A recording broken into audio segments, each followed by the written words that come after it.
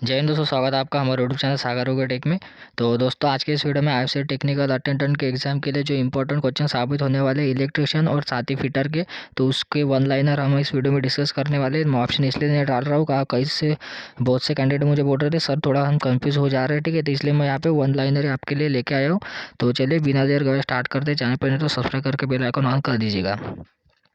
चलिए, आज का पहला क्वेश्चन है, यदि 100 ओम के प्रतिरोध मान वाले 5 प्रतिरोधक श्रेणी क्रम में जुड़े हो तो कुल प्रतिरोध का मान कितना होगा इनका इनका हो जाएगा आपका 500 ओम, ठीक है, श्रेणी में बोला, ठीक है। और कितने 5 ओम, यानी 100 इंटू 5 अगर हम करेंगे तो 500 आ जाएगा। एनालॉग ऐसा यंत्र होता है जो राशि के मान को यहाँ पे संकेत के रूप में क्या करता है, प्रदर्शित करता है, ठीक है, संकेत के रूप में प्रदर्शित करता है, जो एनालॉग इंस्ट्रूमेंट होते हैं, ठीक है। डिस्चार्ज बैटरी का जो आपका विभवांतर बॉल होता है वो कितना होता है, वो होता है आपका 2 वोल्ट। ये जो बन रहा है दोस्तों काफ़ी इंपॉर्टेंट, ठीक है, इनको पढ़ के जाइएगा। एक पूर्णतः चार्ज एसिड सेल का नॉमिनल वोल्टेज होता है आपका 2.2 वोल्ट, ठीक है, 2.2 वोल्ट होता है।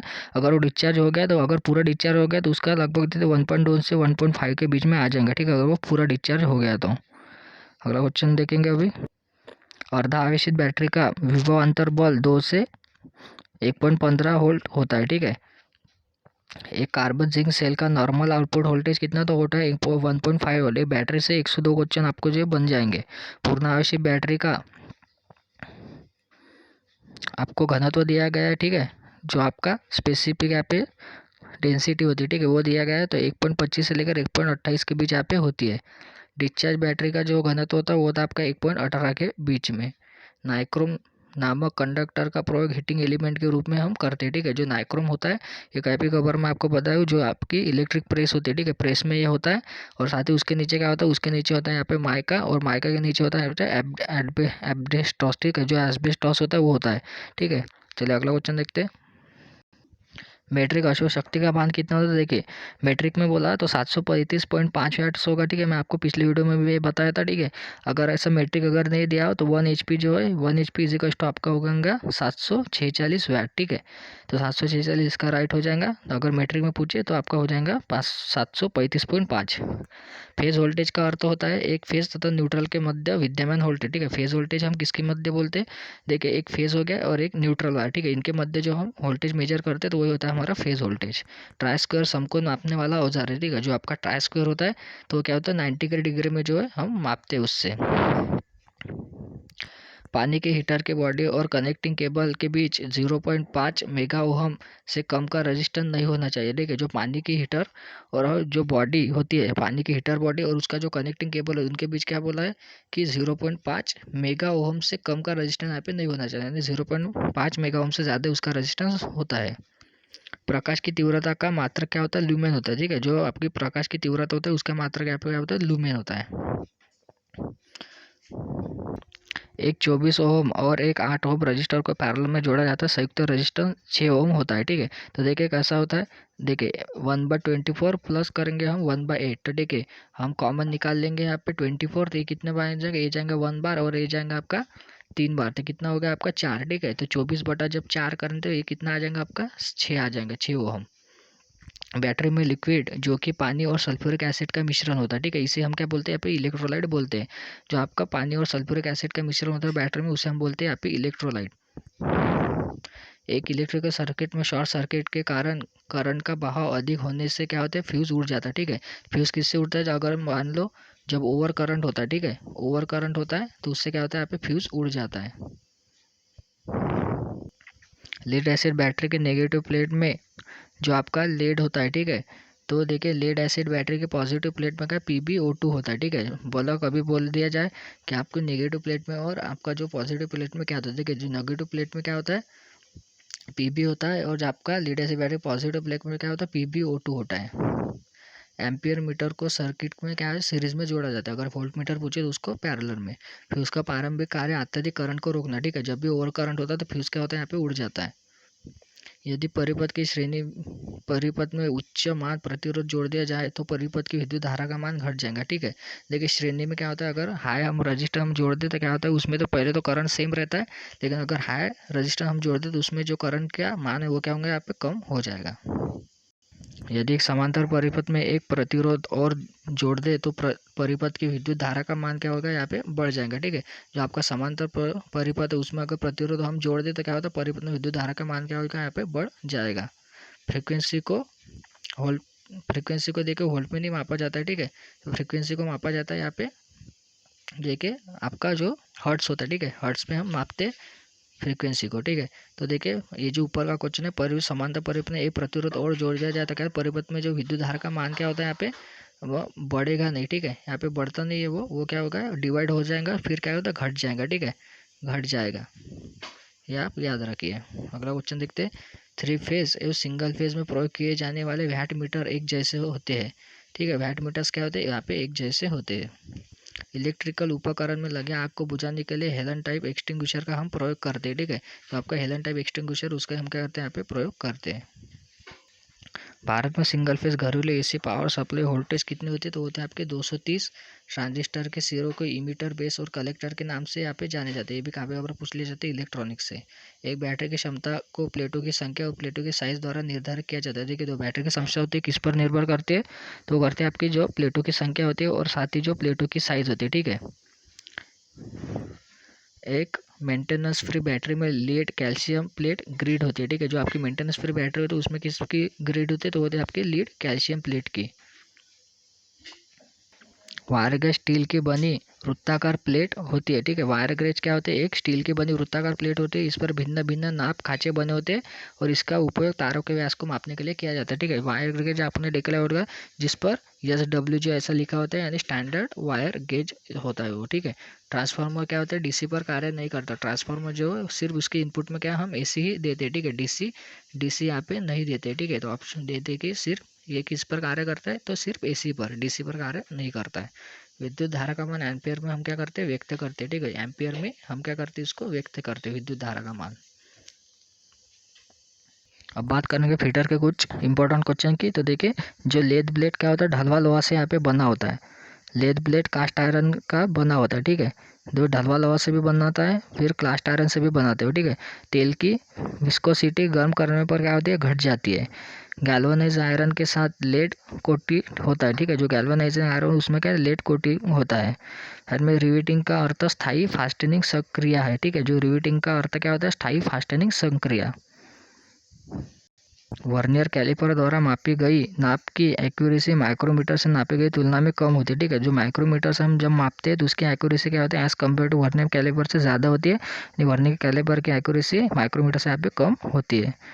स्क्राइबर का प्रयोग जॉब की मार्किंग के लिए किया जाता है। ठीक है, जो स्क्राइबर होता है उसका प्रयोग किस लिए करते हैं हम, जॉब की मार्किंग के लिए। Common bearing Bush gun metal की यहाँ पे बनी होती है। जो कॉमन बेयरिंग बुश होते हैं किसके बने होते हैं, आपकी गन मेटल की। बेवल प्रोटेक्टर का उपयोग कोण नापने के लिए किया जाता है। जो आपका बेवल प्रोटेक्टर होता है उसका उपयोग करते हैं हम कोण मापने के लिए। रफ सरफेस की मार्किंग करते समय कॉपर सल्फेट का हम क्या करते हैं, यहाँ पे प्रयोग करते हैं। जब भी रफ सरफेस की मार्किंग करते हैं तो जो आपका कॉपर सल्फेट होता है उसके हम क्या करते हैं, यहाँ पे प्रयोग करते हैं। बेंच वाइस के जबड़े कठोर स्टील के बनाए जाते हैं। जो आपका बेंच वाइस होते हैं उसके जो जबड़े होते हैं, ठीक है, कुछ मान लीजिए कुछ इस तरह के वो जो जबड़े होते हैं वो क्या करते हैं, कठोर स्टील के यहाँ पे बनाए जाते हैं। माइक्रोमीटर का लिस्ट काउंट कितना होता है, तो वो होता है आपका 0.01 mm का वो होता है। ठीक है, ये काफ़ी कबार पूछ लिया जाता है। एल्यूमिनियम की ड्रिलिंग के दौरान कूलेंट के रूप में सॉल्यूबल ऑयल का हम क्या करते हैं, यहाँ पे प्रयोग करते हैं जब भी हम एल्यूमिनियम की यहाँ पे ड्रिलिंग करते हैं।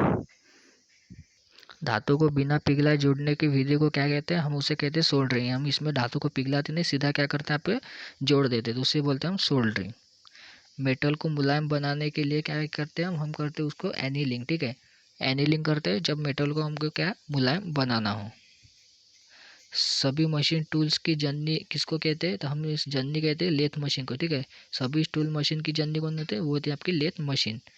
नई फाइल का सबसे पहले प्रयोग मुलायम धातु पर करना चाहिए। ठीक है, जो भी आपकी नई फाइल है तो उसका प्रयोग सबसे पहले रफ जो आपका मुलायम फाइल होता है, जो मुलायम धातु होता है उस पर हमें करना चाहिए जो नई फाइल होती है। मेट्रिक वर्नियर कैलिपर का अल्पतमांक कितना होता है, तो होता है आपका मेट्रिक में बोला गया है तो 0.02 mm जो उसका अल्पतमांक होता है। माइक्रोमीटर का प्रयोग करने से पहले माइक्रोमीटर की शून्य त्रुटि चेक कर लेनी चाहिए। ठीक है, जो माइक्रोमीटर हम भी जब भी सबसे पहले इस्तेमाल करते हैं उसकी जो शून्य त्रुटि है वो हमें सबसे पहले चेक कर लेनी चाहिए। फाइल को उत्तल आकार का बनाया जाता है। ठीक है, जो फाइल होती है आपकी, तो देखिए मैं उसका जो फ्रंट व्यू बता दूँ, देखिए कुछ इस तरह से वो उसका शेप होता है। ठीक है, नीचे से ऐसे प्लेन होते हैं और ऊपर से ऐसी ऐसे गोल आकार की होती है। ठीक है, तो किस तरह से होते हैं आपके उत्तल आकार के। ठीक है, उत्तल को हम क्या बोलते हैं, कॉन्वेक्स। ठीक है, कॉन्वेक्स आपने साइंस के इसमें पढ़ा भी होगा। अगला देखते हैं, फोर्जिंग शाफ्ट में छेद बनाने के लिए पंच का प्रयोग करते हैं और ड्रिफ्ट का प्रयोग उन्हें बड़ा करने के लिए करते हैं। देखिए जो आपका फोर्जिंग शाफ्ट होता है उसमें छेद बनाने के लिए हम पंच का प्रयोग करते हैं और साथ ही जो आपका ड्रिफ्ट का प्रयोग हम किस लिए करते हैं, तो उनमें उस छेद को बड़ा करने के लिए। फास्ट पुली वो होती है जिसकी फास्टनिंग शाफ्ट के साथ होती है। ठीक है, जो फास्ट पुली होती है तो उसकी फास्टनिंग किसके साथ होती है, तो शाफ्ट के साथ। स्क्रू पिच गेज जांचने के लिए स्क्रू पिच का उपयोग किया जाता है। जो स्क्रू पिच गेज होता है उसको जांचने के लिए हम क्या करते हैं, स्क्रू पिच गेज का यहाँ पे प्रयोग करते हैं। माइल्ड स्टील में कार्बन की मात्रा कास्ट आयरन से क्या होती है, कम होती है। जो आपका माइल्ड स्टील होता है उसमें जो आपकी कार्बन की मात्रा होती है वो क्या होती है, आपकी जो कास्ट आयरन होता है। ठीक है, कास्ट आयरन से क्या होती है, यहाँ पे कम होती है। सोल्डर शीशा और टीन का मिश्र धातु होता है। ठीक है, सोल्डर क्या होता है आपका शीशा और टीन, यानी जिसे हम क्या बोलते हैं, लीड एंड टीन बोलते हैं। तो इसमें परसेंटेज वाइज देखिए तो 37 और 63 इस तरह से उसका परसेंटेज रेशियो होता है। पंच का संयुक्त कोण कितना होता है, आपका सेंटर पंच होता है उसका होता है 90 का। सबसे छोटी माप को वर्नियर कैलिपर से नापी जा सकती है, उसे लिस्ट काउंट कहते हैं। ठीक है, जो सबसे छोटी माप होती है जो जिसे हम वर्नियर कैलिपर से मापते हैं, सबसे छोटा माप, तो उसे हम क्या बोलते हैं, उसका लिस्ट काउंट, यानी वर्नियर कैलिपर का लिस्ट काउंट हम उसे कहते हैं। ड्रिल ग्राइंडिंग करते समय लिप क्लियरेंस एंगल परिवर्तनशील नहीं होता है। ठीक है, जब भी हम ड्रिल ग्राइंडिंग करते हैं तो जो आपका लिप क्लियरेंस एंगल होता है तो वो क्या होता है, यहाँ पे परिवर्तित नहीं रहता, वो कांस्टेंट बना रहता है। कास्ट आयरन में ड्रिलिंग करते समय कूलेंट की आवश्यकता नहीं पड़ती। जब भी हम क्या करते हैं, कास्ट आयरन में ड्रिलिंग करते हैं तो कूलेंट की आवश्यकता क्या हमें यहाँ पे पड़ती नहीं है। ट्राई स्क्वायर ब्लेड स्टॉक के साथ कितने पर फिट रहता है, तो वो रहता है आपके 90 डिग्री पर। ठीक है, ट्राई स्क्वायर में जो आपका ट्राई स्क्वायर होता है उसमें जो ब्लेड स्टॉक होता है 90 डिग्री पर क्या रहता है, फिट रहता है। हैमरिंग के बाद नॉर्मलाइजेशन आवश्यक होती है। ठीक है, जब भी हम क्या करते हैं, हैमरिंग करते हैं तो उसके बाद जो है नॉर्मलाइजेशन, ठीक है, उसकी आवश्यकता होती है। बड़े सर्किल अथवा आर्क खींचने के लिए ट्रेमल का प्रयोग करते हैं। ठीक है, जब भी हमें क्या होता है, बड़े ऐसे सर्कल खींचना हो तो या फिर आर्क खींचना हो तो उसके लिए हम क्या करते हैं, जो आपका ट्रेमल होता है उसके क्या करते हैं, हम यहाँ पे प्रयोग करते हैं। धातु की कठोरता रॉकवेल द्वारा निर्धारित की जाती है। देखिए जो रॉकवेल होता है तो उसके द्वारा क्या करते हैं, हम धातु की कठोरता निर्धारित करते हैं, तो धातु कितना नरम है या फिर कठोर है। 1 माइक्रोन की क्षमता कितने mm में होती है, तो देखिए 1 माइक्रोन की क्षमता होती है आपकी 0.001। ठीक है, 0.011 यानी 0.001 mm होती है। ठीक है, 0.001 mm।